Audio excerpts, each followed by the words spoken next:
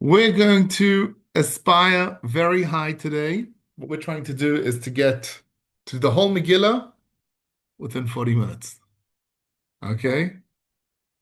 Yeah. By 9:46, we'll be through the whole Megillah. You know, there are five Megillahs, right? The five Megillahs. It's part of the 24 books of Tanakh. Now, Megillat Esther starts off with Achashverosh doing a mishte. There's a party for 180 days. It's a 180-day party for 127 of his provinces that he controls. And who's coming to these parties? No.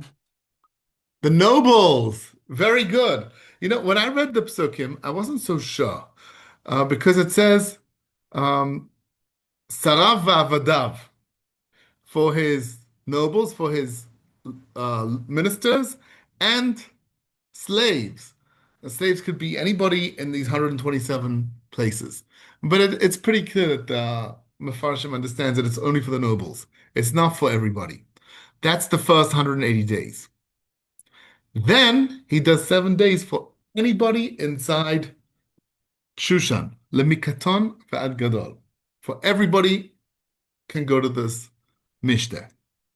And which is very clear once you say everybody can come Migadol Vad Katan, then you understand that the ones before, the 180 days before, was not for everybody. Now, you know, the Megillah is very descriptive. We know how his palace looked.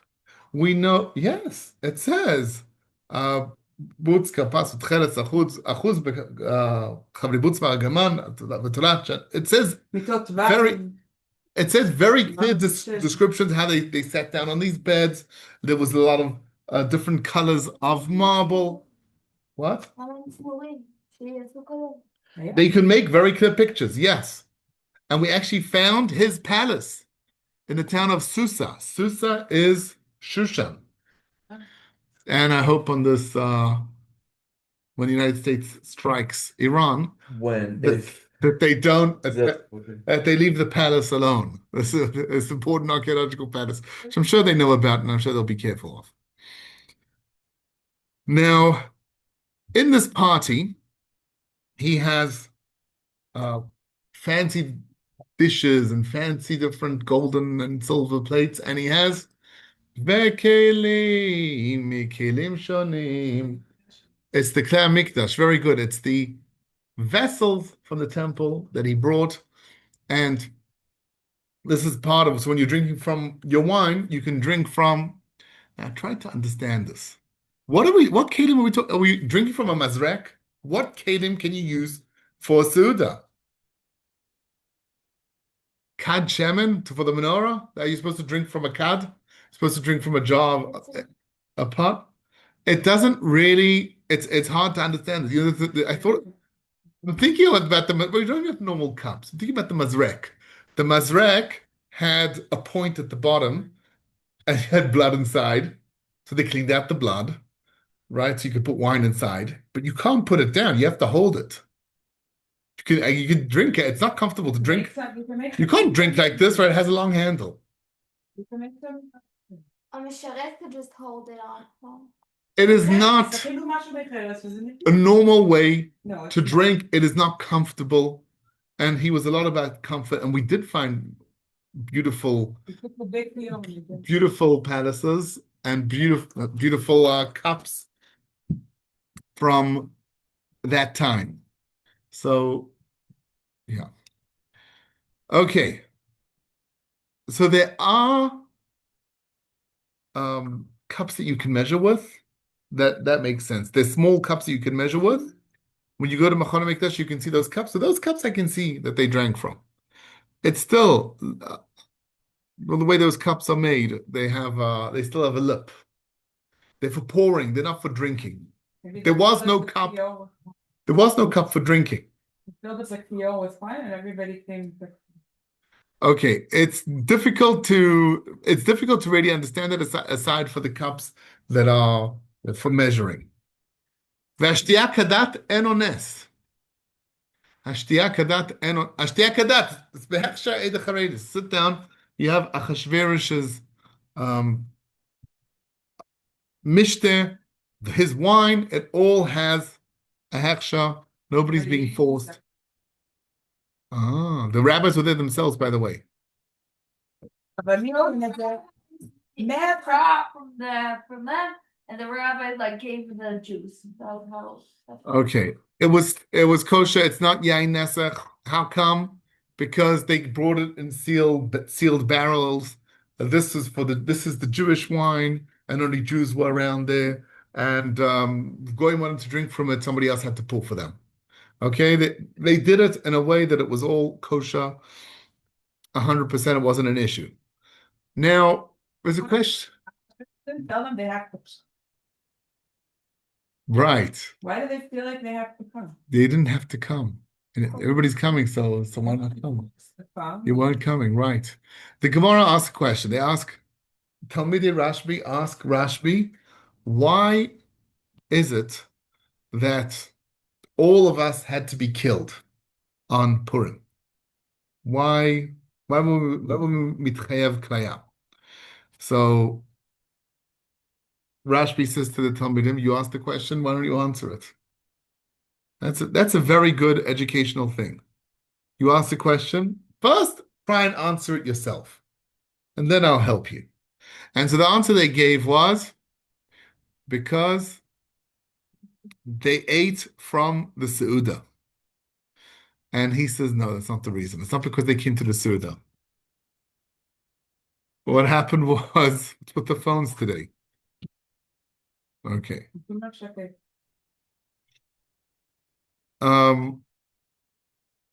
Rashbi says, no, it's because they bowed down to the statue. There's a statue going back 2 generations to the time of Nebuchadnezzar. Nebuchadnezzar had a big statue and he made everybody bow down to it. And all the Jews bowed down, aside for 4 Jews that didn't bow down. Who were they? Oh my. Hanashivat Baneh is the Greek period. This is early. This is Bavel. She's right. Very good. Very good. It wasn't really a pestle, it was an andarta. Tosfos says that in Ksubis. It wasn't really, it wasn't a proper statue, it just represented something. There were 4 people that didn't bow down: Hananiah, Mishael, Azariah, and Daniel. Okay? And so that's Rashbi's explanation. That's the reason they were mitchayev klaya. They were supposed to be killed. But maybe יכול להיות שהם לא התרו בהם מספיק. They didn't like tell them not to go. כאילו, הם לא הזהירו אותם מספיק, לא ללכת. Okay, yeah. Nomi's saying maybe the rabbi should have told them more to be careful not to go. By the way, both of these answers can work together because back then they were influenced by the king to bow down to a statue, to Avodah Zarah, or andarta, which is similar to Avodah Zarah. And if in this generation they're still going to eat by the Mishnah of Achashverosh, then they're showing us that you still have that chet, that avera of being influenced by the other king to do things that are outside of Judaism. So maybe both answers work together. Now, why did Achashverosh even do a mishter? The idea is to project his power. I just saw in North Korea, they had this whole big parade, this army parade, where they showed their soldiers. They showed their soldiers even training in the ice. So it's a parade. It's to show your power. So the king wants to show his ability. So with Achashverosh, it wasn't showing power, it was showing how much pleasure he could do and how much wine, the wine wouldn't end. It was never ending wine. It's going to be also, by our Seudah, we're also going to have never ending wine and different types of wine. Did he plan it a long time before? Probably. He probably had to. Okay. Now, in this Suda. In this Mishnah, Achashverosh says, I want my beautiful wife to come to us. And in Chazal it says he wanted her to come when she wasn't dressed, and she refused. And she didn't just refuse stam, she refused because either she had a horn, or she had a tail, or she had tzarat, leprosy on her body. I think there's one other opinion. But it's very interesting that we have so many opinions. Why didn't she want to come? She didn't care walking around naked, right? She would make Jewish girls work on Shabbos naked. And so this was a punishment to come naked. And she didn't have a problem doing it, but she didn't want to show people her horn or her tail.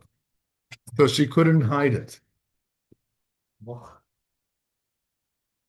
Okay.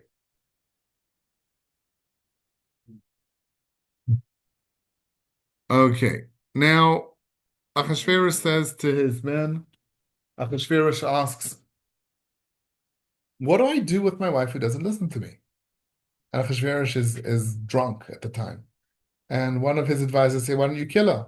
So he has her killed. And afterwards he kind of regrets that he killed her, probably. It says that he regretted it when he woke up, when he got sober. But, um, you know, we're learning from Achashverosh how not to behave, right? You don't behave like this. He afterwards put out a decree that all wives have to listen to their husbands. The Torah is showing us how not to behave, right? Which means the Megillah is telling us that you should be more respectful of your wife. You shouldn't force her. She doesn't want to come. Let her not come. That's what the Megillah is teaching us, because he is a bad example of behavior. So we just finished the first parak. The second parak in Megillat Esther is they tell him, your wife is dead, you need a new queen.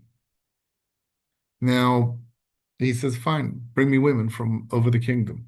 And we like to think about this as a reality show. Here is contestant number one coming in from curtain number one, and here's contestant number two. It's not like that. They sent soldiers, they forced women out of their house. They were crying and screaming. Nobody wanted to do this. Yeah. No, not even Not even the Persians. It was Why not wouldn't it comfortable. It was forced. Maybe if you ask them, it was forced. It was forced. It was forced. It was uncomfortable. Maybe some people sent the kids forward, the girls forward, but generally speaking, Ve'afkeda melech pikidim, he sent people to go into all the people's houses and to take their wives, to take the women who were not married. Now, we don't find monogamy with Persian kings. Like, it's not what we see over here is he has one wife, he lost his wife, he needs a new wife, right? That's what it sounds like. But we don't know the Persian kings only had one wife. It looks like they had many wives. So the way I understand it is that maybe he had a limit. He had like 4 wives, or he had 18 wives, and now he's one less. So he needs to fill that spot. And maybe more than that, one of them was the queen, the representative of all of them. Right? So you lost your face. Vashti was the most beautiful. She was the face. Now you need to replace that. He was a king. Yes. Now, then we had the Megillah shows us Mordechai and Esther. Mordechai, everybody loves him. Everybody likes him. He's also the head of the Sanhedrin. And Esther, who is his niece, who lost her parents, and he raised her in his house, and then he married her. And so Esther, the Gemara says, actually was not a very pretty woman. She was they didn't take married women. Very good. They didn't take married women. So what happened over here? So there's a question. When they came to Mordechai's house, what does he do? Does he say, Ishtihi is, he can hide her, they'll find her. Okay, he can say it's my wife. He can say that. But they could have still taken her, killed him and taken her. right? They just need to produce women for the king. And if she was very exceptional, then there's a problem. And she was exceptional. Just think she wasn't a person that was very pretty, but everybody liked her. Everybody likes this person. It she has like you have these people, they walk into the room and everybody falls in love with them. This was Esther. This is somebody I'd really want to meet. This the ability that she had.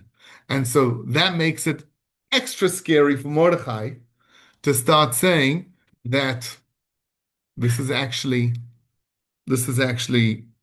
my wife, right? Because they would have said, well, she's exceptional. Let's kill her. Let's kill him and take her.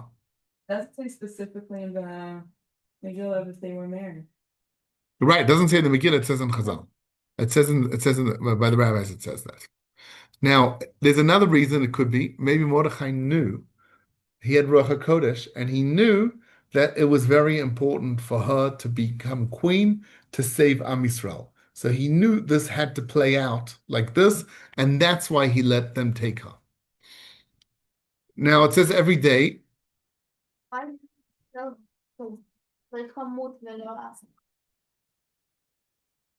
didn't he kill her? Because זה אחד משלושת הדברים שצריך who- So I don't understand. He needs to kill her? כי זה ימות ולא יעשה כזה. She needs to die and not do it. Yes, you're right. That's a question. She needs to die and not do Gilui Arayot. So the Gemara asks this, and the Gemara says she's a Karka Olam. She wasn't involved. She didn't do anything. He did whatever he wanted to her body, and she did not act. She did not do anything.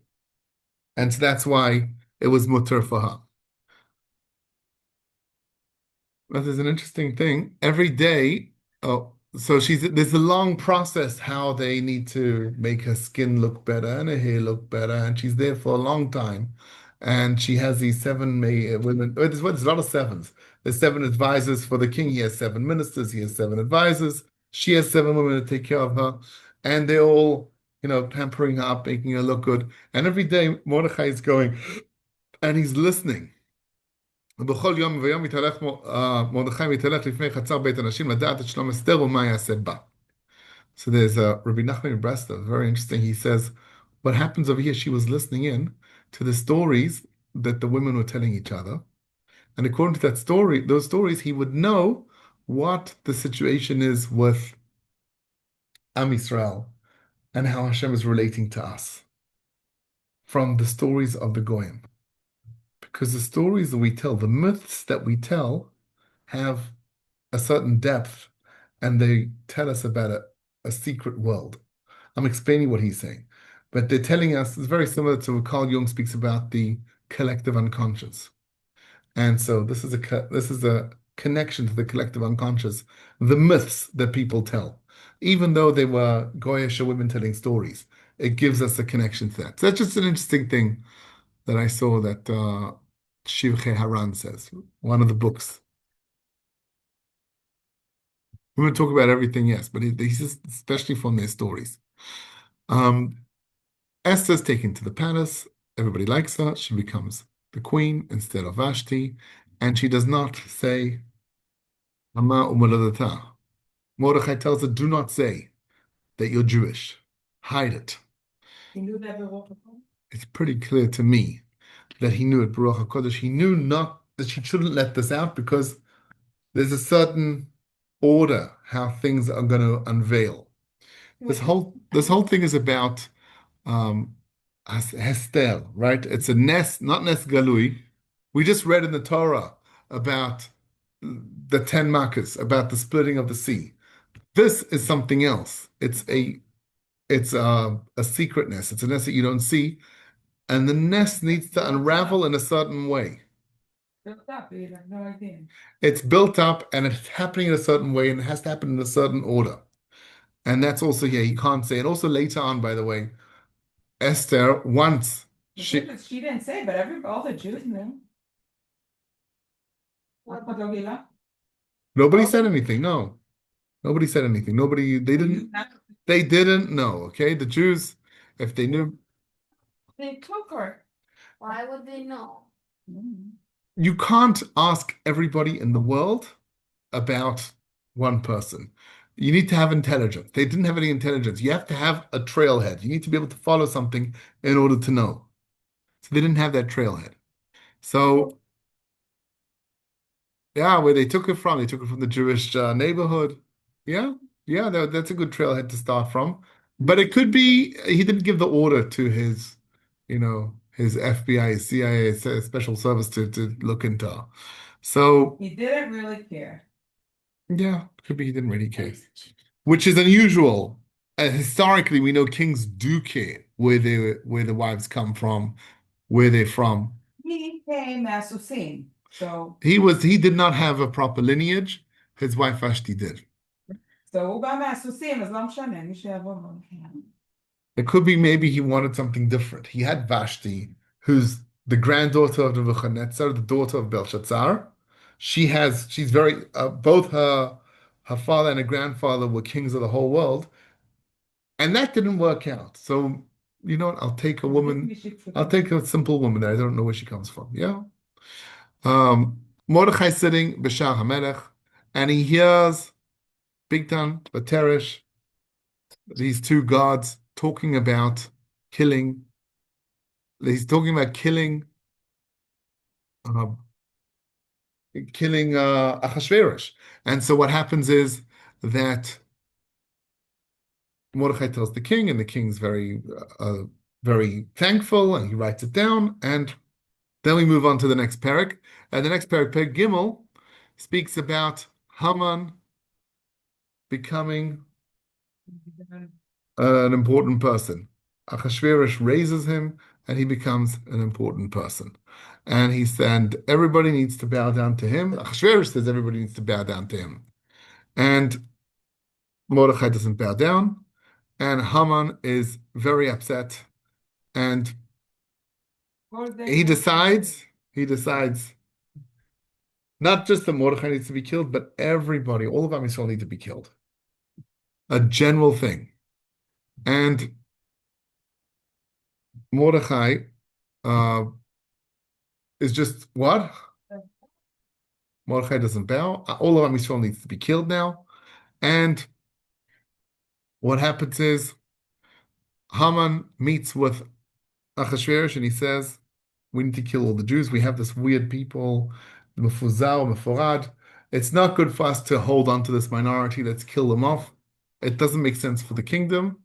And by the way, I'll also give you 10,000 kikarot kesef. I'll give you a lot of money. And by the way, today, They also weren't in Achdut, that's why they were today, the Iranians said to Trump, we want to give you a lot of money. We want to give America all our oil. We'll give you a lot of contracts. You'll make a lot of money off us. They're using a similar tactic of Haman, bribing their way out. And so Achashverosh says, yeah, he takes off his ring, and Haman can sign the document. All of Am Yisrael are going to be killed. And which day are we going to do it? Haman throws a pool. A pool is very similar to a goral. To the way when we divided the land, we had 12 nachlas, and the question is how to organize them.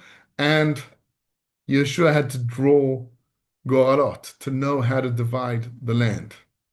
And so this is a similar thing. The pool is also, but a pool maybe has to do with a date. I tried to look up what's the difference between a pool and a goral. It was a date, and then he said, בניסן לא שווה כי אז הם יצאו ממצרים. Okay, he's throwing his pool, he's throwing his dice, and it comes out in Nisan. And he's throwing it again, and it comes out in Adar. So it does work out. But he's doing something which is supposed to be like not, it's supposed to be akrei, it's supposed to be random. It is. It's supposed to be guided by the gods. There are a lot of Goral. זה נכון. אם אתה עושה גורל, מה שיצא אני מרוצה. כל פעם יצא לו משהו והוא לא רצה. Because he didn't know. Maybe. אולי הם המציאו פור. אולי פור זה לא באמת מילה. I think I saw somewhere Pur is in like Persian. It's not even a Hebrew word. And Purim comes from the word Pur. Yeah, but it's funny. It's like אתה עושה גורל, מה שיוצא אני מרוצה. No. יצא הכל ושום דבר לא He switched it and he left it on a month that he thought would be okay, Adar, because they don't have any Chagim, but he didn't know that Moshe Rabbeinu, and he knew Moshe Rabbeinu died on Adar. He didn't know he was born on Adar. So it's actually a time for Geula. On Zain Adar, when Moshe Rabbeinu was born, I went to Kivar Rashbi. It was like Warmer almost. There was food, there was dancing, there was live, music. Now, I feel very safe if they want to do a milchama now with Iran. Best Yeah. time ever. fine. And Yeah. long after Moshe Rabbeinu was born, was he in the river? It was 3 months. 3 months, yes. Okay. Well, at Perek Dalet, Mordechai hears about this, and he hears about the decree to kill Am Yisrael, and he already tears his clothes. He wears sackcloth. He cries. He's doing all that was Ruach HaKodesh. They knew this. All that he heard about this. Then he told the Am Yisrael, we need to cry. We need to fast. We need to daven to cancel this terrible gzera. And then Mordechai says to Esther, you need to go into the king. You need to speak to Achashverosh. Change his mind. He told her. Change his mind. She says, I can't just go in without being called. I haven't been called for 30 days already. She says, but you know what? I'll do it if you fast for 3 days. And I'll also fast with you. So they fasted for 3 days. You have to have aftos, and then They're fair. but no one This said, this "That's connected not us, right? This made us much closer one to another. And then she went in to Achashverosh after 3 days of fasting, and all of Am Yisrael fasted also. And the king sees her, and if he doesn't put out his wand, then she's going to be killed. Because if you just go into the king without your wand being, the king was extending his wand, that means you're not wanted there. And so she comes in, but the wand is going to be a little too short. Like he can't get over to her. She's standing over there. She's standing far away, and his wand has to touch her for her to, that's the way, it has to touch her in order for her to be pardoned. And his wand is 12 amas tall. It's 6 meters. 6 meters. It's very. That's like further than the bike from here, where that bike is. It's further than that. And it says in the Gemara, so the Gemara says it was 12 amas, and it became 24 amas. It grew. There's another sheet that says, no, it was 16. It grew and it came back. It was 16 because she couldn't. It's the way, like the God stopped her. She comes in, the God stop her. He puts out his wand. It's only 12 amas, it grows to 24. Or that it was 16 and it grows to 32. Or that it was 24 and it grows to 48. Or that it grew to 60 amas. 30 meters long. How do you even move that thing? Or you need to understand, don't see it as this is the way it happened. If it was There's depth behind all these numbers. And So, the same thing, by the way, is with Batia Bat Paro.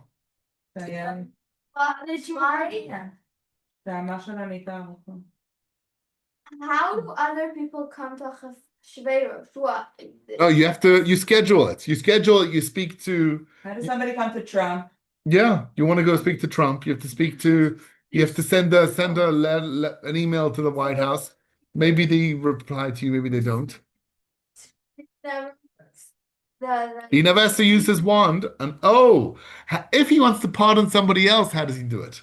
Let's say his nephew comes in by mistake. His wand is not going to be long enough. That's an interesting thing. He did it only like show it power. And there were different But entries. she was just very scared. She didn't want to come forward. No, Yeah, there are 2 entrances: an entrance from the exit, an entrance from the women's section. I think she was just terrified and didn't go forward. So why does the one need to touch her? That's another question. Okay. So then what happens is, what does Esther ask for? No, yeah. And Achashverosh says, I'll give you anything. She says, come to Mishta. She doesn't say what the reason is. She doesn't say what she wants from him. She says, I'm going to make a party tomorrow. Come. And Haman should also come. I don't think that way. There's a way, because there's an order of things to happen. When you're talking about a nest that is not galui, there's certain sequences. If you're talking about parting the sea, it happens here right now. There's no order. It just breaks through all the boundaries. This is a certain order that she needs. Mordechai could have told her, or she was also a very wise person. And she knew this is also when somebody tells you, do you want to ask something? What do you want to ask? Wait, make sure that the person's really there. Maybe she saw his heart wasn't there. Yeah, what do you want to ask? What do you want? Ad Chatzia Malchut, he says the next time. He says it to Mishnah. He doesn't say it on the spot. On the spot, he's surprised. That's what, yeah, look at Oret the Mishnah. Ad Chatzia Malchut is later. ויאמר המלך מלך אסתר המלכה ומה בקשתך עד חצי המלכות ויינתן לה. And that's what? This is in which parak? פרק ה' in the beginning. Oh, really? ויהי כראות המלך את אסתר המלכה עומדת. Oh, yeah, fair. Okay, so I made a mistake. Okay, so he says it right on the spot. Okay, very good. But still, it could be she didn't feel like his heart was all there. There was a certain order. There was a reason she wanted this to happen like this. And so He made it expanded, it became big, and it was solid gold. And he saw that it became big. Her using her magic. It's like, oh, I'm so grateful that he gave me so much gold. okay. It became smaller. Yeah. Okay. No, before Oh, it's still smaller, big. you said that. It was still Okay. big, yeah. And Parak then, Vav. and then it became. Okay, we go next parak. Achashverosh can't sleep at night. And he says, bring him a Sefer Zichronot. And they bring him the Sefer Zichronot. And he looks through it. Right? He's not sleeping. So obviously I owe somebody something. So he has some sort of it's not a book like this. It's some sort of big scroll. And he looked through it and he saw that Mordechai saved his life and he didn't repay him for that. And so he needs to decide what he's gonna do. And at that and then he goes and then he says, I'm gonna pay him back. And then Achashverosh goes back to sleep. It's interesting. He didn't think like, oh, I don't have melatonin. Oh, it's like Right. whatever. He said something's unfinished. Spiritual then. Something unfinished. He knows this now. Next morning, Haman walks in and he says, and he wants to tell him to hang. It's in the middle of the night. Haman's coming in the middle of the night. This I'm not sure that that's the situation.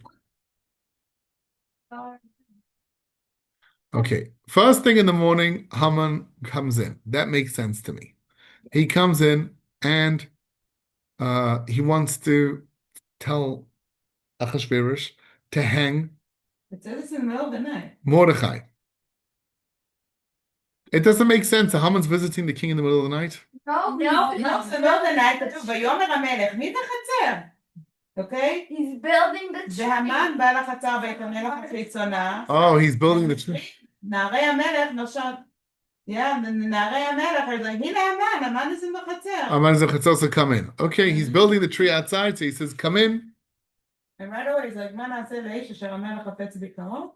Okay. And he comes in and he wants to tell the king that we need to hang Mordechai. And I already put the big tree outside, the big wooden thing outside, 50 amas tall. And before he could even say anything, Achashverosh says, what should I do to somebody that the king likes?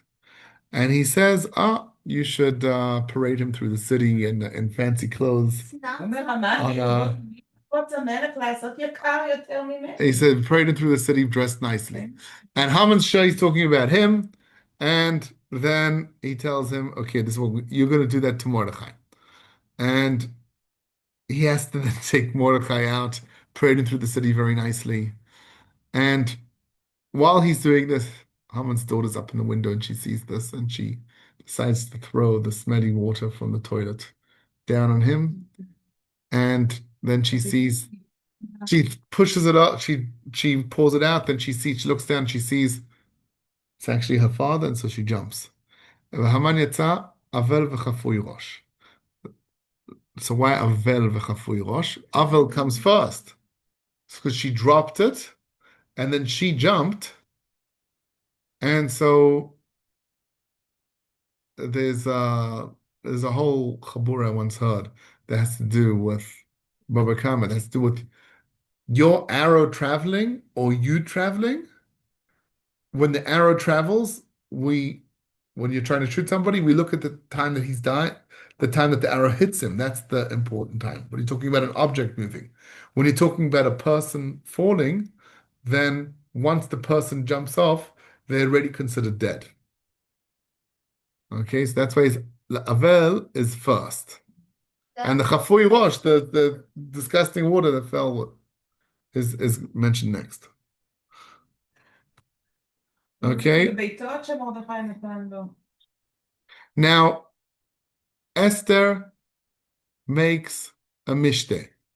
Esther makes a mishte, and she asks for her Am Yisrael to be set to Am Yisrael to be saved. She doesn't say Am Yisrael. She says her Ami, and somebody wants to kill them all. Who wants to kill them? Achashverosh asks, and she says, she points at Haman. She says, it's him, right? Me who's there, and Esther says it's Haman. It shows him like the pictures and everything in the books.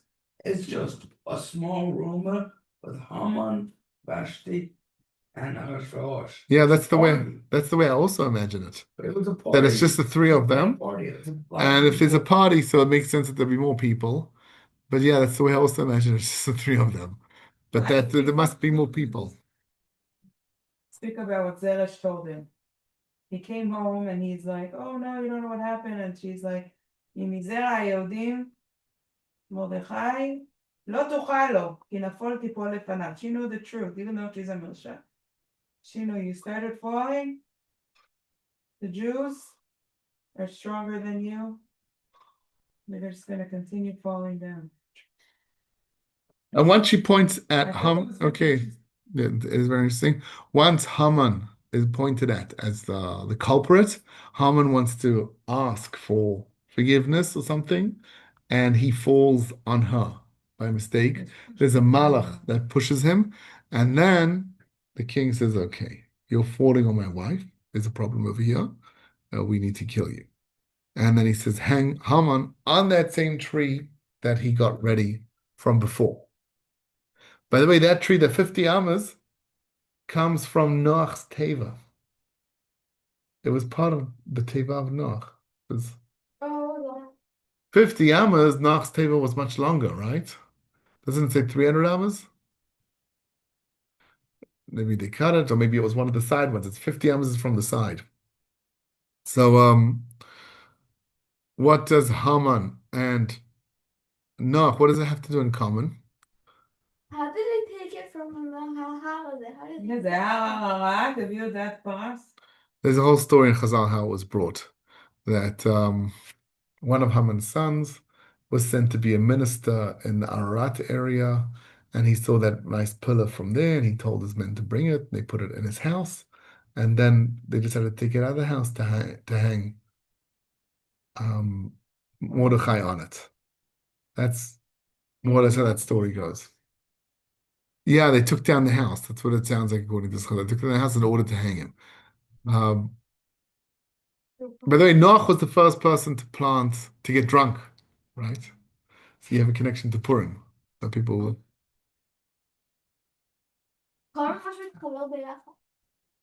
Okay. Now, Mordechai gets, after this, then Mordechai gets the king's ring, and he wants to cancel the Gzera. Can he cancel the Gzera? No. Because once the decree is made that all the Jews need to be killed, that's what's going to happen. Right? Now, there's a lot to learn from this. Sometimes you can't fix things. Sometimes there's an impression that's made, something's made, and you can't really go back. Sometimes you do something wrong, you can't really fix. Certain things aren't really fixable. We find a new way to go around. That's very nice. And so what Mordechai says is that we're gonna say that the Jews can protect themselves and kill anybody they want on that day. Don't just kill them. I mean, protect yourself and kill them. No, they would not be allowed just to protect themselves because the Achashverosh's army would have helped those people that would be coming. They're coming to say the king said we can kill you. You can't protect yourself. We can kill you. You can't kill us. The king said we can kill you. You need to just die. Die. Okay, well, he sent his soldiers probably also to help them. Send the whole kingdom into chaos, into bloodshed and chaos. Right, that's crazy. Bloodshed and chaos. The whole kingdom is being sent into bloodshed and chaos. That's what Mordechai did. How? Instead of just לבטל, עשית פה. Because you can't cancel. There's no backwards button. There's no reverse. There's no reverse. It happened. He just set his guards to just protect them. Instead of Jews rampage, they went to other people's house and just defend themselves. Okay, you could have sent the army to protect all the Jews. It's an interesting. Or bring them to the path. They were spread all over. Sometimes, when you have a system like this that you can't reverse, that you can't fix, you press a self-destruct button. So it's kind of like a self-destruct button. You can't go back on this. It reminds me. What? Yeah, it's a counter self-destruct. I'm thinking about what's his name again? From the Gilad that won the battle for Am Yisrael.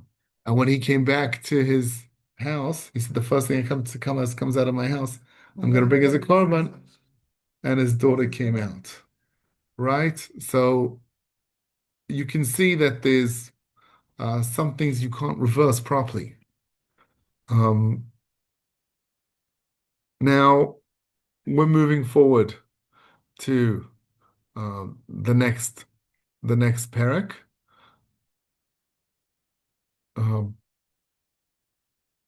Parak Tet. And Parak Tet, we have the day, then it spins, it goes backwards. We have two parakim left. The Parak Tet, talking about now, and Yud Gimel Adar, there's battles all through the kingdom, and the Jews are killing the Goyim all over. And Why did he ask for another day in Shushan? they asked for another day. Oh, why did they ask for another day? Another day in Shushan? That's a good question. I'm not so sure why there was another day, because they needed more time, could be. They needed more time. Esther said, one more day would be helpful. I'll tell you. No. She was reading the briefings, and she saw that in Shushan there's a lot of potential that if you have one more day, that you can kill a lot of haters, a lot of people that are going to cause problems in the future. She says, let's give them one more day. And there's these questions like the 12-day war. We could have had another day. Or the 6-day war. What if we would have had one more day? So sometimes it's very much in our favor. Sometimes it could not be. The 12-day war, if we would have had extra days, so more people would be killed and more buildings would be destroyed in Tel Aviv. The 12-day war is with Iran, the first time we went with Iran. So more buildings would be destroyed, more people would have been killed.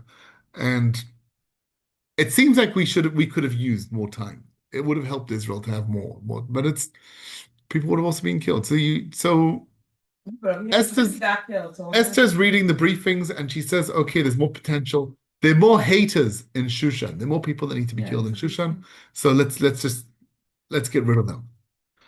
And so in the whole of Paras, in the whole of the kingdom, they finished up.